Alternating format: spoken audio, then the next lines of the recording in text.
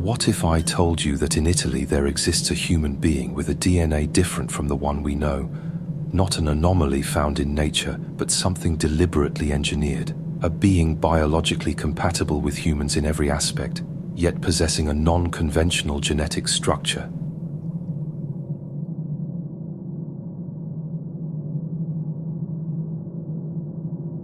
The documentation I had access to refers to unofficial biological research programs operating outside any form of public oversight. Programs already active since the late 1960s. In particular, it references an unacknowledged US military base, commonly referred to as Dulce Base. The base is described as being located approximately 8 kilometers beneath the Archuleta Mesa plain, near the town of Dulce, New Mexico.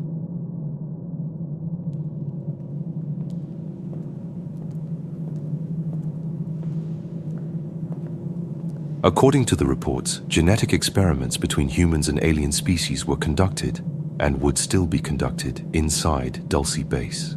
Multiple alien races reportedly cooperated within the facility, alongside human scientists and military personnel. Most of these experiments failed to produce stable results, but one, above all others, succeeded. They obtained what they were looking for. The result was achieved using the DNA of a royal bloodline provided by a high-ranking French military officer still alive today, belonging to the Sinclair family. This DNA was combined with DNA of alien origin. According to the documents, this is how the story of Marie de Sinclair begins. Marie displays outward features completely identical to those of a human being. However, she possesses twice the genetic material. According to the documentation, her state of consciousness and her abilities exceed even those of the alien race involved in the experiment. Her DNA was reportedly designed to interface with the quantum state of any energetic system. In 2012 to 2013, at the blood bank in Genoa, Italy, Marie made a routine blood donation. Following that donation, the facility was flooded with requests to access the samples. The reason? Total blood compatibility. Shortly afterward, the samples disappeared. The incident was covered up. Marie spent the first 5 years of her life confined inside Dulce Base. She was later extracted and transferred to a military base in Italy, in Tuscany. Along with her, the dossier containing the complete documentation of the experiment and all activities conducted inside Dulce Base was also moved.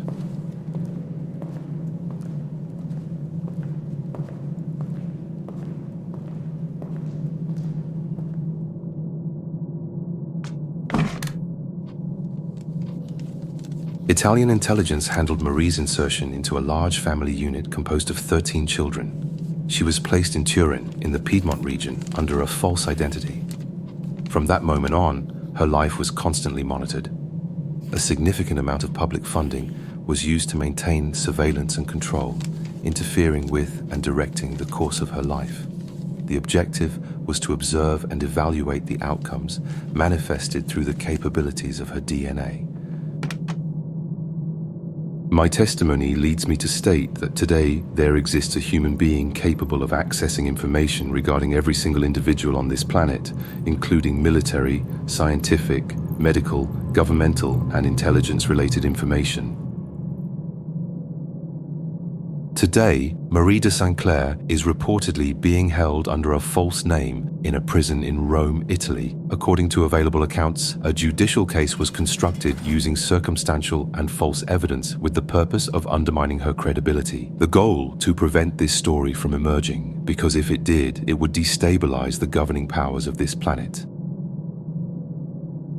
The complete dossier, classified under military secrecy, is reportedly currently in the possession of well-known US media outlets, the Washington Post and the New York Post. For reasons unknown to us, none of these outlets has yet published the photographic, scientific, and military material contained in the documents. These information exist, the documents exist. These few lines could change the course of history. I have reported what I know. The rest no longer depends on me.